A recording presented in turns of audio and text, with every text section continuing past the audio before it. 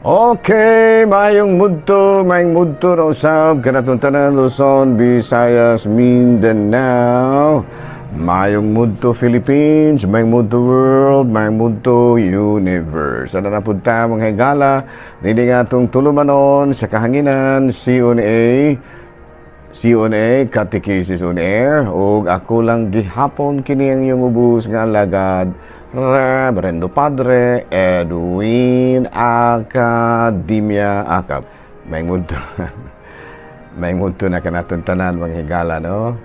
Palihog lang kukat o niya, no? Ende Camille. Okay, no? Bino, padayon kita sa tuwag nga mga buhatuno ni ining kamudtuhon o padayon kita mga higala sa atong mga buluhaton. Doon na rin gamang technical problems mga higala kaya natumba ang akong camera. Tumba. Nag-camera fall. Ayan. Nalalo, may muto na kanatong tanan na rin kita mga higala adlaw karon nga April 16, Miyerkules, no? Miyerkules Santo Mihigala, no?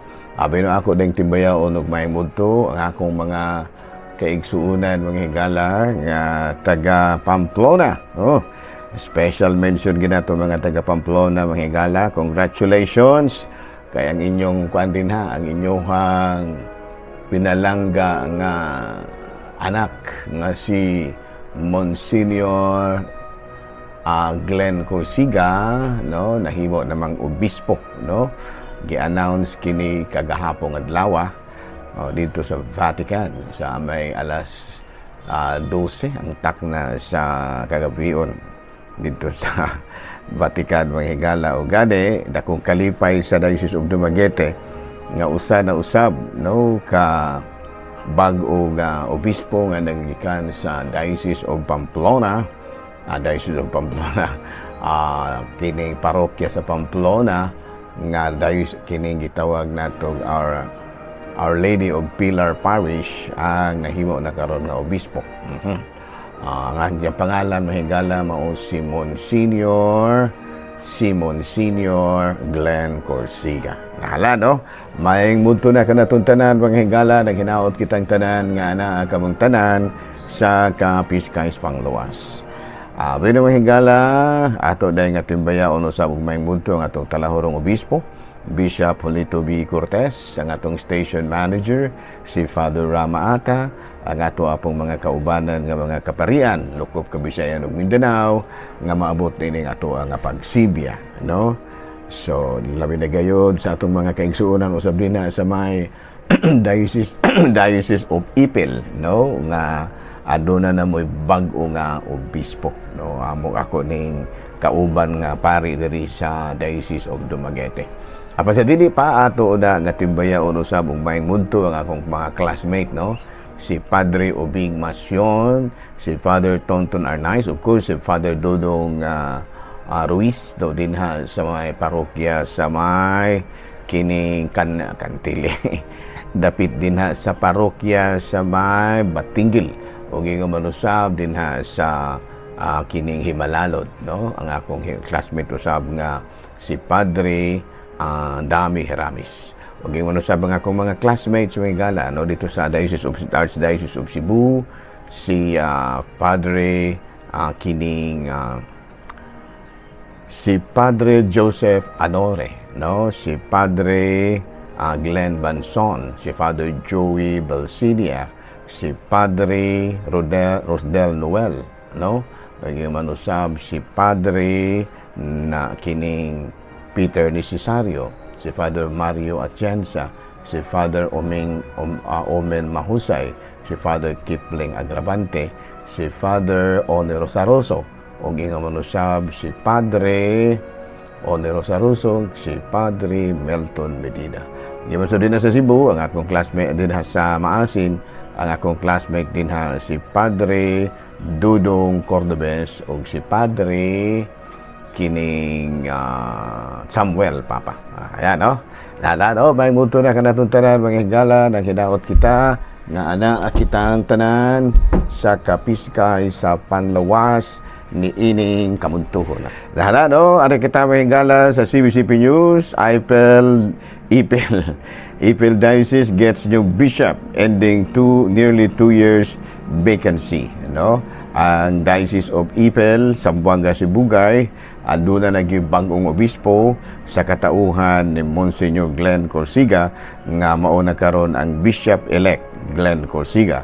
Sa 60 anyos ang pagandadaron o kanhi estudyante sa St. Joseph Seminary College o estudyante usab sa Divine Word Seminary dito sa may Tagaytay.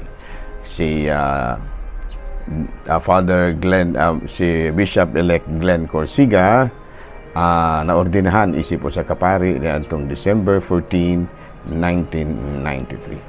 Nahala, no? May ngunto na ka natong tanan, mga higala, ang hidaot kita nga na kitang tanan sa kapiskay sa panglawas. Balita, mga higala, gikan sa Vatican, Pope Francis greets pilgrim in Palm Sunday. Nga gisaulog dito sa mga kining magtutuo dungan sa Santos nga misa nga gisaulog ni Cardinal Leandro Sandre sa ngalan sa Talahurong Santo Papa. Mao kadto mga higala, mga balitang simbahan ining kamuntuhon ug padayon kita mga higala sa ato ang mga buhatunon. Nala, no, ari kita mga higala sa ato ang Saint of the Day.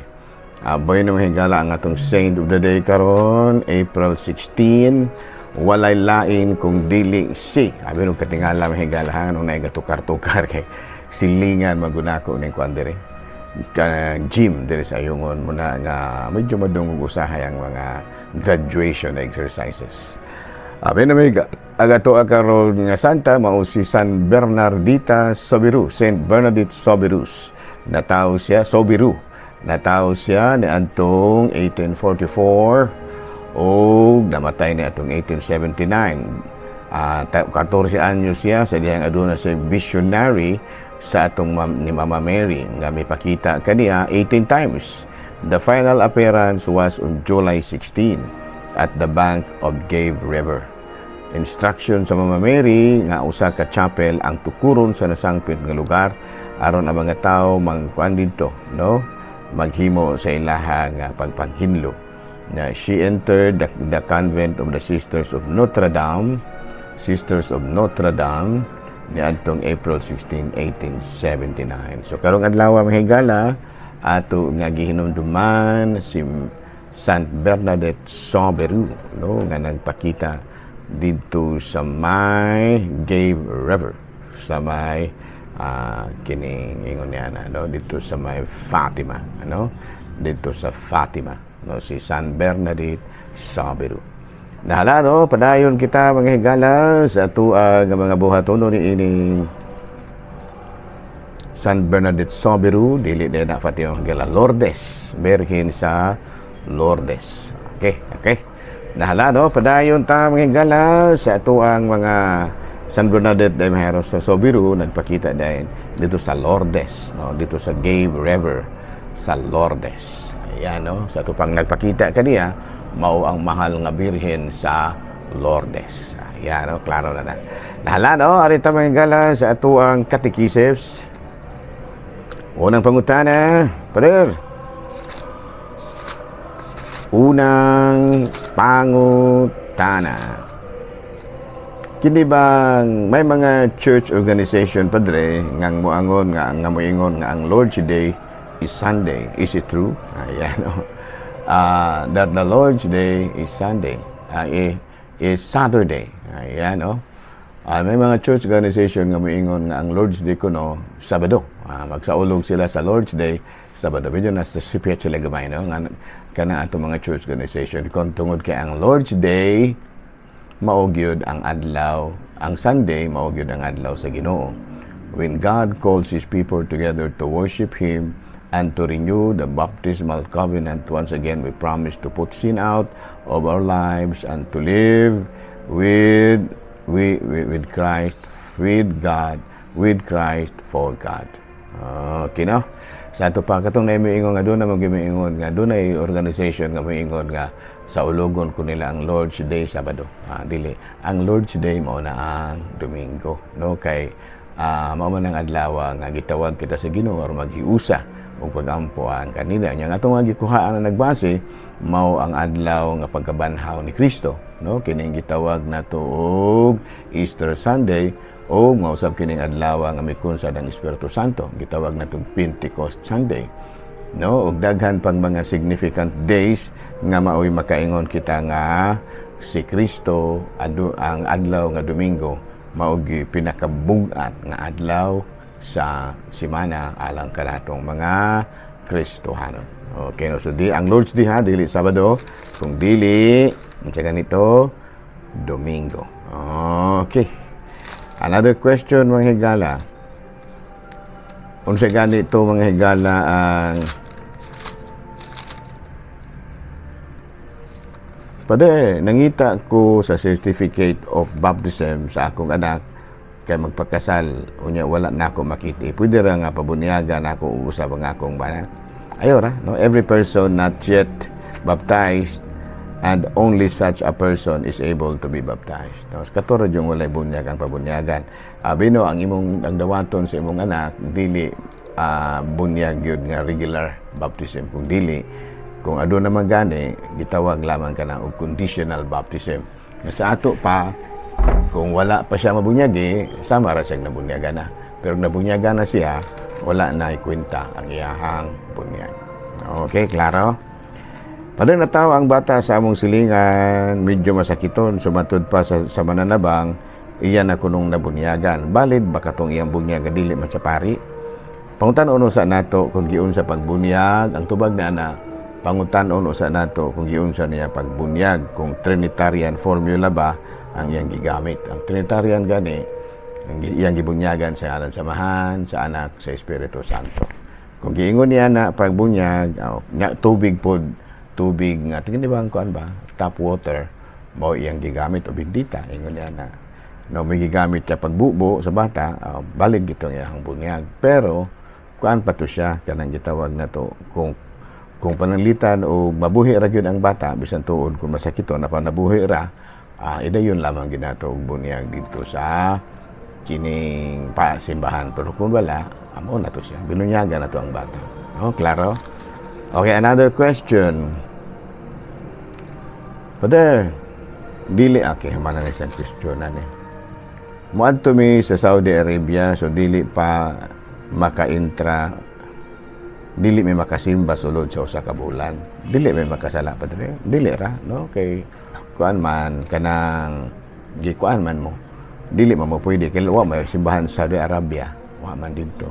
Na magani dito tago-tago pero delikado kung mga dakpa mo, mga preso na hinuon mo dito. So dili ra mo magampo ra mo natural pero ayaw lang mo jud mo og himo og mga ingon ni ana kay simba ko ba og dunay makabantay nga mga dakpa na hinuon mo.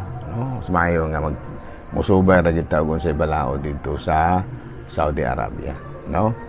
So sa CCC 2181, mass attendance is required of a Catholic each Sunday unless there is a serious reason to leave. Klaro? Ato pa okay ra, makonsidera ra na bisag wala kay simba dito sa Saudi kay wa man po misa dito, naa tago-tago. Mag-apil-apil ka na simba kung badak pa na hinuon mo na mo gidangat. Klaro? Father, nganong mitugot man ang Diyos nga adunay pagsulay sa kalibutan. Of course, suffering is sometimes due to human freedom and God respect our freedom. No? Sa ito pa, ang ato di mga kasakit, mga pagsulay, tungod ka na usahay sa tuang kagawasan, human freedom. Unya, ang Ginoo lagi, mutahod man sa kagawasan sa tao. Kasi Genesis chapter 1 verse 27 to 28, God created man in His own image and likeness. In the image of God, He created them, male and female. 28 rule. And of course, now God created man in His own image and likeness. In the same image of God, He created them, male and female. Sa ito pa, gihimo man lagi tas Ginoo mo na nga iya pong gitahod ang atuang kagawasan. Okay. Father, giabog ni Jesus ang mga demonyo unya iyang gipasulod sa mga baboy dili ba na siya cruelty to animals? But anyway, dili na cruelty to animals mga higala. Kay maumang gyud to ang pinaka motibo is ang tuyo gyud pag-abog man sa kining mga kay ang pinaka motibo gyud sa ni Kristo man ang pag-abog sa mga dautan, no? Sa to pa kay didto man lagi sila musulod sa mga baboy, wala na hinuon mitugot si Jesus nga mabalin sila dito, pero wala na tayo mahimuan, no? Kay matud pa lagi kuan man lagi kanang dili to cruelty to animals, kay kuan man to siya kanang gitawag nato og kuan naman lamang to siya kana bang resulta, no, sa gihimo ni Kristo, pero dili gyud tumong ni Kristo nga pamatyon ang mga baboy. Nahitabo ra gyud nga namatay to sila tungod kay nanalagan man paingon dito sa kini suba og nangalumos, pero dili gyud gusto sa atong Ginoong Hesukristo nga patyon gyud sila. So there was no cruelty to animals being done. Okay. Pero unsa may buti pasabot og tradisyon. Abi no, ang tradisyon mahigala mo ang pagtulunan nga gipasa-pasa.